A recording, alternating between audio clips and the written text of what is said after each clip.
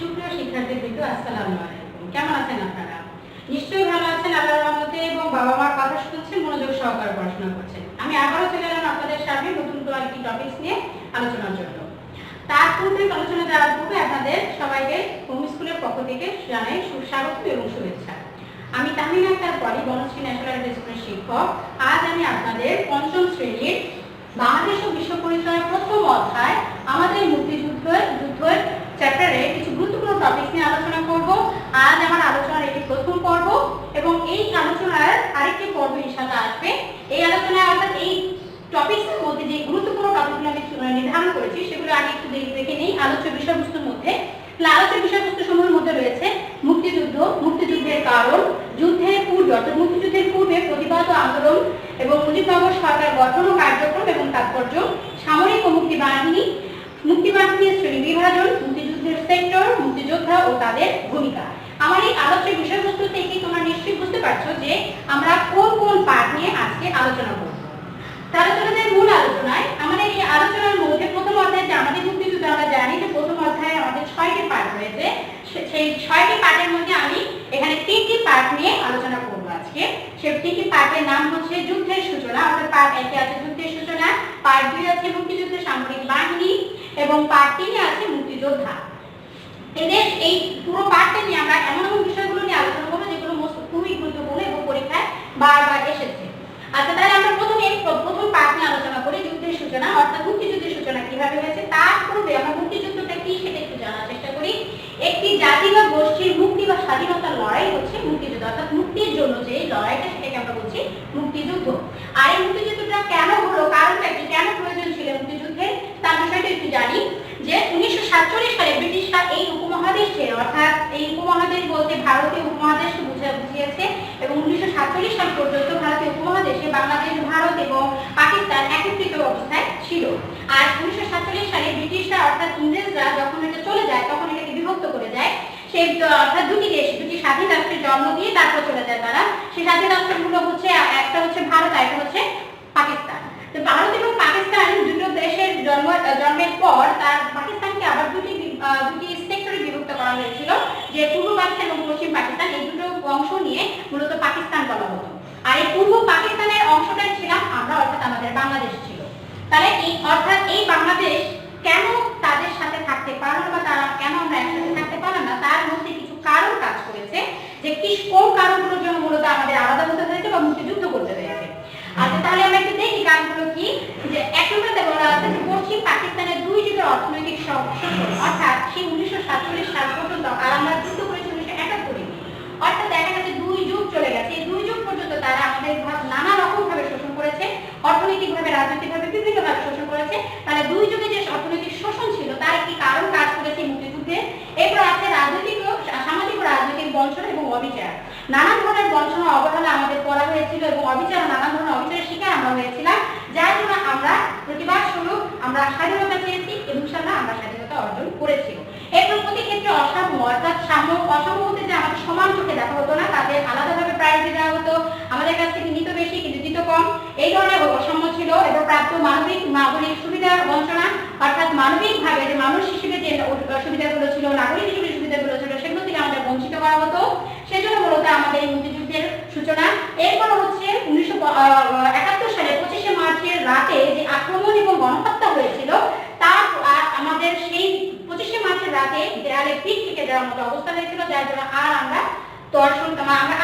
ধৈর্য করতে পারছিলাম না, যার জন্য আমরা মুক্তিযুদ্ধ করতে আগ্রহী হয়েছিলাম এবং অংশগ্রহণ করেছিলাম। তাহলে এই কারণগুলোর কারণে মূলত আমাদের মুক্তিযুদ্ধ করতে হয়েছিল। আর তবে মুক্তিযুদ্ধের পূর্বে, অর্থাৎ এই যে ঘটনাগুলো, এই ঘটনার পরিপ্রেক্ষিতে আমরা চুপছিলাম না, আমরা নানান ধরনের ছোট ছোট আন্দোলন প্রতিবাদ জানিয়েছিলাম, তাদের কাছে বারবার আর্জি করছিলাম যে আমাদের অধিকারগুলো তোমরা অধিকার থেকে বঞ্চিত করো না। সেই প্রতিবাদ স্বরূপ আন্দোলনগুলোর মধ্যে কি কি ছিল, অর্থাৎ সেই 1971 সালের আগ পর্যন্ত আমরা কি কি ধরনের চেষ্টা করেছিলাম তাদের সাথে মিলেমিশে থাকার জন্য, সেই বিষয়গুলো একটু দেখি। যে 1952 সালে ভাষা আন্দোলন হয়েছিল, অর্থাৎ তারা যে আমাদের অত্যাচার করেছে তা না, আমাদের মাতৃভাষার উপরেও কিন্তু অ্যাটাক করেছিল, মাতৃভাষা আমাদের ছিনিয়ে নিতে চেয়েছিল, তাদের উর্দু ভাষা আমাদের চাকরি দিতে চেষ্টা করেছিল, তার জন্য আমরা আন্দোলন করেছিলাম আমাদের মাতৃভাষা ফেরত দেওয়ার জন্য, এবং আমরা সফল হয়েছিলাম।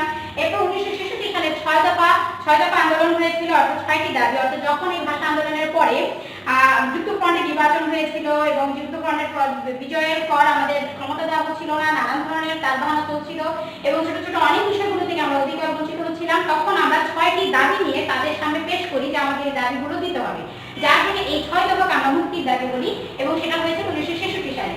1969-এর গণ অভ্যুত্থান অর্থাৎ এই যখন এই 66 সালে 6 দফা উত্থাপন করা হয়, সেটাকে বানচাল করার জন্য বা আমাদের শক্তিকে আরো বেশি নিমজ্জিত করার জন্য তারা আমাদের নেতা সহ আরো বেশ কয়েকজন গুরুত্বপূর্ণ ব্যক্তিদেরকে মামলা করে আটক করে নিয়ে যায় কারাগারে। তখন আমরা আমাদের চতুর্দিকে বাঙালির সমস্ত সমগ্র জাতি ফুলে ফুপে ওঠে, তখন সেটাকে বলা হচ্ছে গণ অভ্যুত্থান। অর্থাৎ সমগ্র জাতির ভিতরে যখন যেই সংগ্রামটা ছড়িয়ে গিয়েছিল সেটাকে আমরা বলছি 69-এর গণ অভ্যুত্থান।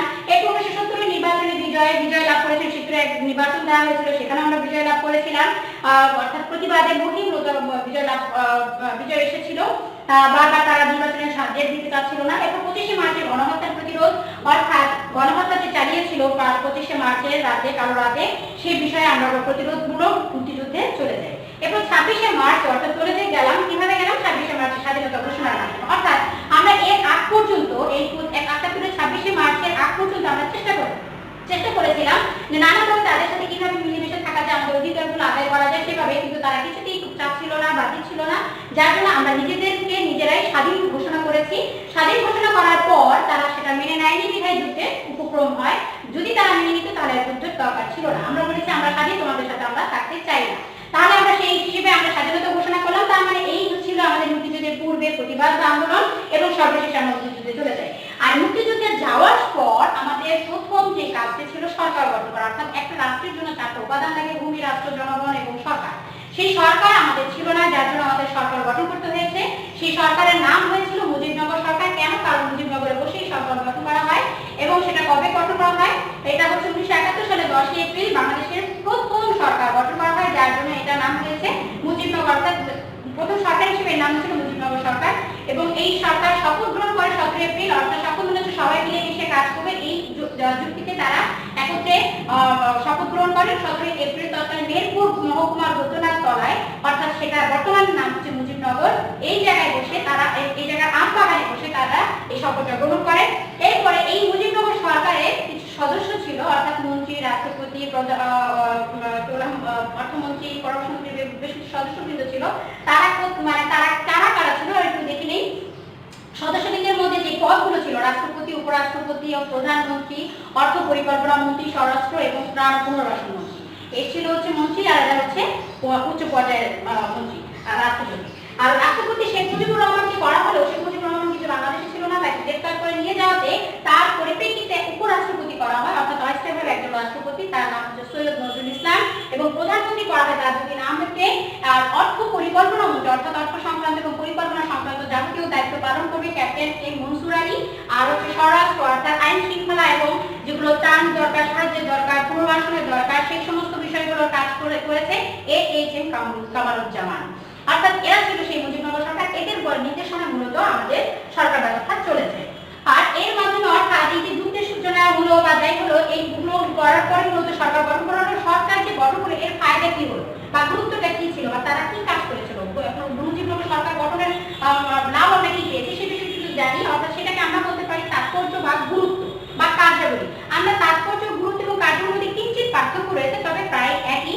তাৎপর্য বলতে আমরা বলতে পারি মূল্যায়ন, এক ধরনের মূল্যায়ন যেটা ভালো মন্দ মিলে একটা মূল্যায়নের মধ্যে যায়। আর গুরুত্ব বলতে অবদানকে বোঝায়, যে অর্থাৎ এরা বলতে পারি সহায়ক ভূমিকা, যে অন্য একটা বিষয়ে সে কতটুকু অবদান রেখেছে। আর কার্যাবলী, এই অবদান অর্থাৎ অবদান বলে আর তাৎপর্য বলে কার্যাবলীর মাধ্যমে এটা হয়। তার মানে একে অপরের সাথে এগুলো পরিপূরকভাবে জড়িত, একান্তভাবে জড়িত, যার জন্য আমরা একটু ভাষাটাকে চেঞ্জ করে এগুলো অ্যান্সার করতে পারি। তাহলে তাৎপর্য হিসেবে মুজিবনগর সরকারের তাৎপর্য হিসেবে আমরা বলতে পারি যে মুক্তিযুদ্ধ সঠিক পথে পরিচালিত করার জন্য মূলত মুজিব সরকার গঠন করা হয়েছিল এবং সেটা তাৎপর্যমণ্ডিত হয়েছে। মুক্তিযুদ্ধের পক্ষে দেশ বিদেশের জনমত গঠন ও সমর্থন আদায়, এটাও তাৎপর্যমণ্ডিত হয়েছে, কারণ এটা না করলে আমাদের যুদ্ধ আরো শিখে যেতে হতো। মুক্তিযুদ্ধের গতি বৃদ্ধি পেয়েছে, অর্থাৎ যদি সরকার না থাকতো তাহলে এই পরিকল্পনাগুলো বা দ্রুত সকল কাজগুলো সুশৃঙ্খল ব্যবহার সম্ভব হতো না, যার জন্য গতি বৃদ্ধি পেয়েছে, খুব দ্রুত করতে পেরেছি। সকল শ্রেণীর বাঙালিদের সশস্ত্র সংগ্রামে অংশগ্রহণ, অর্থাৎ সবাই যে অংশগ্রহণ করবে এর জন্য তো মানুষকে বলতে হবে, জানতে হবে, জানাতে হবে, যার জন্য কাজ করেছে এই সরকার। এরপর হচ্ছে মুক্তিযুদ্ধ দীর্ঘায়িত না হওয়া, অর্থাৎ এই সরকার সরকার ছিল বিধায় দীর্ঘায়িত হয়নি, কারণ বিভিন্ন পরিকল্পনার মাধ্যমে তারা এগিয়েছে, যার জন্য দ্রুত মুক্তিযুদ্ধ সম্পন্ন হয়েছে এবং আমরা বিজয় লাভ করেছি। তাহলে মুক্তিযুদ্ধ শুধুমাত্র বিজয় লাভ, আমি একদম প্রথম এটা প্রাথমিক আলোচনা, এই প্রথম পার্টের সাথে প্রত্যেকটা পার্টের একটা লিঙ্ক রয়েছে, এটা প্রাথমিক আলোচনা। আর তাহলে মুজিবনগর সরকার সম্পর্কে জানার পরে আমরা একটু মুক্তিযুদ্ধের গুরুত্বটা জানবো। মুক্তিযুদ্ধটা আমরা যদিও আমরা আগে বলে ফেলেছি কেন করা হয়েছিল, জানার গুরুত্ব আমরা বুঝতে পেরেছি। তারপরে একটু টুকটাক কয়েকটা পয়েন্ট বলে দিলে তোমাদের মাথা আরো দ্রুত ফ্রেশ মাইন্ডে ঘুরে যাবে। বিশ্বের মানচিত্রে স্বাধীন ও সার্বভৌম রাষ্ট্র হিসেবে বাংলাদেশের অবস্থান তৈরি হয়েছে এই মুক্তিযুদ্ধের কারণে। অর্থাৎ বাংলাদেশ সৃষ্টি হতো না যদি মুক্তিযুদ্ধ না হতো। বাঙালি জাতীয়তাবাদের বিকাশ, জাতীয়তাবাদ বলতে এখানে বোঝায় যখন সকল জাতি সকল বিষয় একটা ইস্যুতে অর্থাৎ কোন একটা দাবিতে যখন সবাই একমত পোষণ করে তখন সেটাকে জাতীয়তাবাদ বলা হয়। আর সেই জাতীয়তাবাদ অর্থাৎ সবাই মিলেমিশে চাইলে অধিকার আদায় করা যায়, এই ধরনের বিকাশ গত মন মানসিকতা সবার মধ্যে তৈরি হয়েছে। সকল প্রকার শাসন শোষণ অন্যায়ের বিরুদ্ধে প্রতিবাদ করার শিক্ষা প্রভৃতি, অর্থাৎ এই যে অন্যায়ের বিরুদ্ধে লড়তে হবে বা প্রতিবাদ জানাতে হবে, এই শিক্ষাটা কিন্তু আমরা মুক্তিযুদ্ধ থেকে পাই। আরো অনেক কিছু আমরা সেটা এর আগে বলেছি যে আমরা মুক্তিযুদ্ধ করে কি লাভ পেলাম বা কি করলাম সেই হিসেবে আমরা গুরুত্বটা বলতে পারি।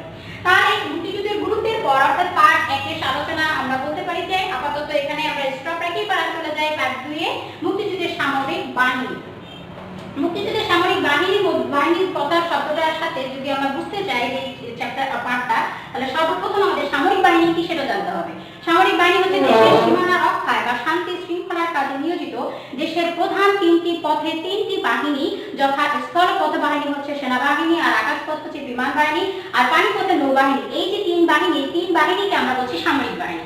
আর এদের কাজ হচ্ছে দেশের শান্তি শৃঙ্খলা রক্ষা করা, সীমানা রক্ষা করা, মূল কাজ হচ্ছে সীমানা রক্ষা করা, সাথে শান্তি শৃঙ্খলা বজায় রাখার কাজও তারা করে থাকে। তাহলে এই হচ্ছে সামরিক বাহিনী, সশস্ত্র ভাবে তারা অর্থাৎ অস্ত্র সহকারে তারা থাকে। আর এরপর হচ্ছে মুক্তি বাহিনী। মুক্তি বাহিনীর মধ্যে এরকম সামরিক বাহিনীও ছিল, আবার বেসামরিক বাহিনীও ছিল, অর্থাৎ অস্ত্র সহকারে বা তিন বাহিনীও ছিল।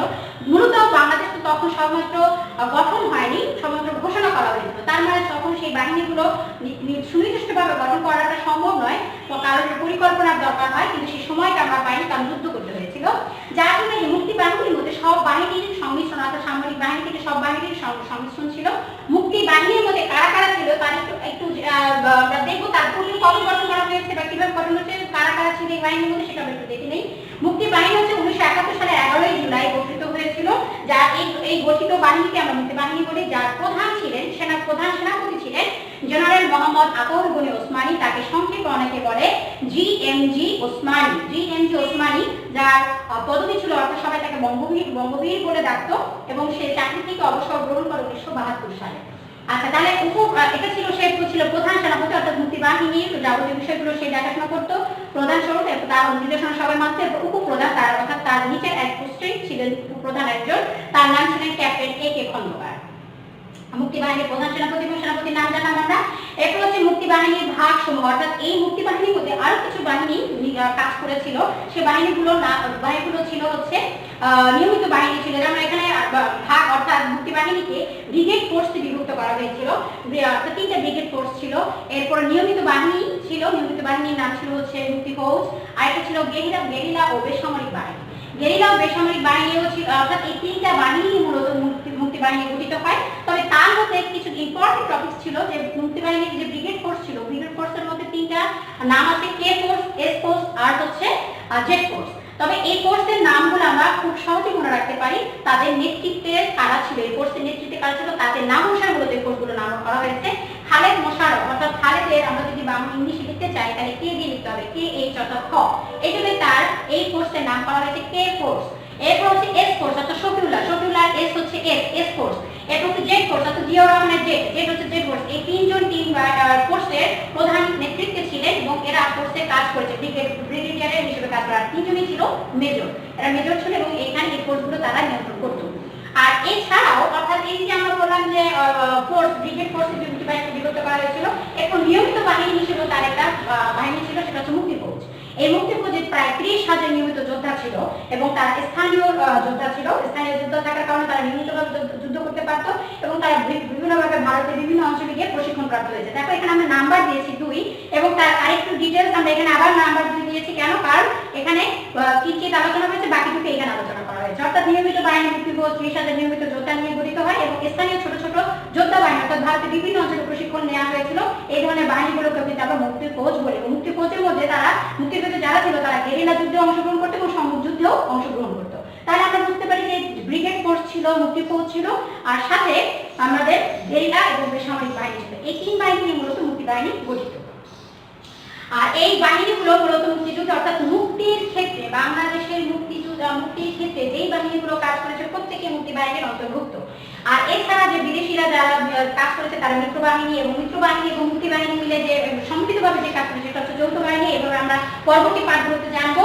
এরপর আসি সেক্টর, অর্থাৎ এই বাহিনীগুলো কোন পরিকল্পনা মাফিক এগিয়েছে বা কোথায় কাজ করেছে, যার জন্য আমরা এই বাহিনীগুলোর কার্যক্রমগুলো আরো সুন্দর বিস্তারিত বলতে পারবো। সেক্টর অর্থাৎ সারা বাংলাদেশকে 11টা সেক্টরে বিভক্ত করা হয়েছে, যে এই বাহিনীগুলো যেন সঠিকভাবে সুন্দর মতো কাজ করতে পারে এবং পরিকল্পনা মাফিক কাজ করতে পারে, যার জন্য 11টা সেক্টরে বিভক্ত করা হয়েছে। এবং বিভক্তগুলো আমরা দেখতে পাচ্ছি এটা পুরো একটা বাংলাদেশ। এই বাংলাদেশে দেখা গেছে যে চট্টগ্রামের এই অঞ্চলটুকু হয়েছে 1 নম্বর সেক্টর। আর এই যে যেটা দেখা যাচ্ছে সাগরের অর্থাৎ বঙ্গোপসাগরের উপরে যে অঞ্চলগুলো বরিশাল বিভাগ বা ঢাকা বিভাগের কিছু অংশ আছে, এখানে এটা হচ্ছে 2 নম্বর সেক্টর। আর এটা হচ্ছে ঢাকা, অর্থাৎ ঢাকা থেকে তার আশেপাশে যে অঞ্চলগুলো রয়েছে সেগুলো নিয়ে 3 নম্বর সেক্টর রয়েছে। এরপর 4 নম্বর সেক্টর সিলেট বা মৌলভীবাজার ওদিকে। এরপর হচ্ছে 5 নম্বর সেক্টর, এখানেও মৌলভীবাজার বা সিলেটের কিছু অংশ এখানে পাবো। এরপর হচ্ছে অর্থাৎ আমি একটু দেখি সিরিয়ালটা কিভাবে আছে। এই 1 2 3 4 5 5 এর পরে এখানে এই সাইডটা শেষ করে আমরা 6 এখানে চলে আসবো। 6 পর আমরা এইভাবে যাব, অর্থাৎ 6 7 8 9। এরপর বঙ্গোপসাগর অর্থাৎ নৌবাহিনীর যে সেক্টরটা ছিল, নৌবাহিনীর পুরো সেক্টরটাই 10 নম্বর সেক্টরে পড়েছে। এরপর হয়েছে 11 নম্বর সেক্টর, অর্থাৎ ময়মনসিংহের ওই এলাকাটুকু 11 নম্বর সেক্টরে চলে গেছে। আর এখানে আমরা রংপুর বিভাগ পেয়েছি, রাজশাহী বিভাগ পেয়েছি, এরপর খুলনা বিভাগকে দুইটা দেখা যাচ্ছে, খুলনা বিভাগের মধ্যে 2টি সেক্টর রয়েছে। অর্থাৎ আমরা সেক্টরগুলো বা পাঠ্যবইতে খুব সুন্দর মতো অঞ্চলগুলো উল্লেখ করে দেওয়া আছে, তোমরা সেগুলো মুখস্থ করে নেবে, কারণ এগুলো এমসিকিউতে চলে আসে বা সংক্ষিপ্ত প্রশ্নে চলে আসে। আর আমি যে চিত্রটা এঁকেছি তার একটা সাংকেতিক চিহ্ন, তোমরাও যদি এভাবে মানচিত্র আঁকো তাহলে সাংকেতিক চিহ্ন ব্যবহার করবে। অর্থাৎ এই যে কালো দাগ দিয়ে দিয়েছি সেটা হচ্ছে আন্তর্জাতিক সীমারেখা, আর যে লাল দাগগুলো দিয়েছি সেটা আমি সেক্টরের সীমারেখা দিয়েছি। তাহলে এইগুলো পরীক্ষার সময় অবশ্যই গুরুত্ব দিয়ে সেগুলো লিখতে হবে। তাহলে সেক্টরের বিষয়গুলো আমরা জানলাম এবং এর মাধ্যমে আমরা পার্ট 2 মোটামুটি আলোচনা সম্পূর্ণ এসেছি। এরপর আমি ইনশাআল্লাহ সার্বিকভাবে একটা কথা বলবো আমার আলোচনার সম্মুখে যে বলবো। এরপর আসি পার্ট 3 মুক্তিযোদ্ধা। আমরা মুক্তিযুদ্ধের সূচনা করলাম, সামরিক বাহিনীর কথা বললাম, এখন মুক্তিযোদ্ধা কারা। এই যে বাহিনীতে যারা যারা আছে সবাই কিন্তু মুক্তিযোদ্ধা। তাহলে মুক্তিযোদ্ধার সংজ্ঞায়িত আমরা কিভাবে করতে পারি? মুক্তিযুদ্ধে যারা নানাভাবে অংশগ্রহণ করে তারা সবাই মুক্তিযোদ্ধা। অর্থাৎ কেউ সাহায্য করে মুক্তিযোদ্ধা, কেউ সরাসরি অস্ত্র নিয়ে মুক্তিযোদ্ধা, অর্থাৎ প্রত্যক্ষ বা পরোক্ষভাবে তখন সমগ্র বাংলাদেশের প্রতিটি মানুষই মুক্তিযোদ্ধার কাতারে চলে গিয়েছিল। আচ্ছা, তাহলে এই মুক্তিযুদ্ধের মধ্যে কারা কারা ছিল একটু টুকটাক আমি একটু জানি। যেমন ক্ষুদ্র নৃগোষ্ঠী, অর্থাৎ যারা খুবই সংখ্যায় নগণ্য গোষ্ঠীর মধ্যে, তারাও এই অবদান রেখেছে এই যুদ্ধে। নারীরা রেখেছে, সংস্কৃত কর্মীরা রেখেছে, প্রবাসী বাঙালিরা যারা ছিল তারাও অবদান রেখেছে। অর্থাৎ সমগ্র বাঙালি জাতি তথা দলমত নির্বিশেষে সকল শ্রেণী পেশার মানুষ এই যুদ্ধে অংশগ্রহণ করে। আর নারীরা কিভাবে অংশগ্রহণ করেছে, কিভাবে তারা যুদ্ধে কাজকর্ম করেছে, এই যুদ্ধে তারা মুক্তিযোদ্ধাদের খাবার, তথ্য এবং আশ্রয় নিয়ে সাহায্য করেছে। অন্যকে প্রশিক্ষণ নিয়ে অনেকে প্রশিক্ষণ নিয়ে সরাসরি যুদ্ধে অংশগ্রহণ করেছিল। অর্থাৎ যারা একেবারে কিছু জানতো না তাদের প্রশিক্ষণের মাধ্যমে তারা যুদ্ধে অংশগ্রহণ করেছে। মুক্তিযোদ্ধাদের বিভিন্ন ধরনের সেবা প্রদান করেও, অর্থাৎ ডাক্তারি সেবা, মানসিকভাবে সেবা দিয়ে তারা মুক্তিযোদ্ধাদের পাশে ছিল, মুক্তিযুদ্ধে তারা অংশগ্রহণ করেছিল। তাহলে নারীদের ভূমিকাটা আমরা জানলাম মুক্তিযুদ্ধে। এরপর আছে সংস্কৃত কর্মীরা কিভাবে মুক্তিযুদ্ধে অংশগ্রহণ করেছিল তাদের কর্মকাণ্ডের মধ্য দিয়ে, অর্থাৎ বিভিন্ন গান বাজনার মাধ্যমে, বিভিন্ন প্রবচনের মাধ্যমে, যেভাবে নাটক নাটিকার মাধ্যমে যেভাবে পাঠ পেয়েছে তারা মুক্তিযোদ্ধাদের অনুপ্রাণিত করার চেষ্টা করেছে। এটাও এক ধরনের যুদ্ধ। প্রবাসী বাঙালিরা বিশ্বের বিভিন্ন দেশে মুক্তিযুদ্ধের পক্ষে কাজ করেছে, অর্থাৎ বিশ্বের বিভিন্ন দেশে আমাদের পক্ষে সমর্থন আদায় করার জন্য তারা কাজ করেছে। এরা সবাই কোনো না কোনো সেক্টরে, কোনো না কোনো বাহিনীর নির্দেশনায় যুদ্ধে অংশগ্রহণ করেছিল, অর্থাৎ এরা সবাই মুক্তিযোদ্ধা। এরপর আছে গেরিলা বাহিনীর জন্য নির্দেশনা, অর্থাৎ এই যে যুদ্ধে করা হলো, অর্থাৎ তারা কিছু নির্দেশনা মেনে মূলত মুক্তিযোদ্ধারা কাজ করেছে। বাংলাদেশ 11টা সেক্টর বিভক্ত ছিল এবং এই 11টা সেক্টরে 2টি গ্রুপ কাজ করতো। সেই গ্রুপের নাম হচ্ছে অ্যাকশন গ্রুপ আর হচ্ছে ইন্টেলিজেন্স গ্রুপ। অ্যাকশন গ্রুপের কাজ ছিল অস্ত্র বহন করা এবং সম্মুখে গিয়ে যুদ্ধ করা, অর্থাৎ তারা অস্ত্র বহন করতো এবং সরাসরি যুদ্ধ করতো। এই অ্যাকশন গ্রুপের কাজ ছিল এটা। আর ইন্টেলিজেন্স গ্রুপ অর্থাৎ যারা চিন্তা ভাবনার মাধ্যমে করতো, তারা শত্রুপক্ষের গতিবিধি সম্পর্কে খবরাখবর সংগ্রহ করতো। সংগ্রহ করে তারপর সে অনুযায়ী পরিকল্পনা মাফিক যুদ্ধে অগ্রসর হতো। তাহলে আমরা 3টা পার্ট থেকে মুক্তিযুদ্ধের কিছু গুরুত্বপূর্ণ বিষয় আমরা জেনেছি, যে কিভাবে তারা মুক্তিযুদ্ধ করেছে, কিভাবে বাহিনী গঠন করেছে, কিভাবে সূচনা হলো, কেন হলো, এই বিষয়গুলো জেনেছি। নিশ্চয়ই তোমরা উপকৃত হয়েছো। এবং আজকের আলোচনায় যদিও বা একটু বড় খুব অল্প, সীমাবদ্ধতা রয়েছে অনেক, এর মধ্যে আমরা চেষ্টা করে যাচ্ছি অল্পের মধ্যে বেশি বেশি পাওয়ার জন্য। তারপরেও কোনো সমস্যা থাকলে তোমরা জানাবে, কারণ এটা প্রথম পর্ব আলোচনা, এই অধ্যায়ের আরেকটি পর্ব আসবে।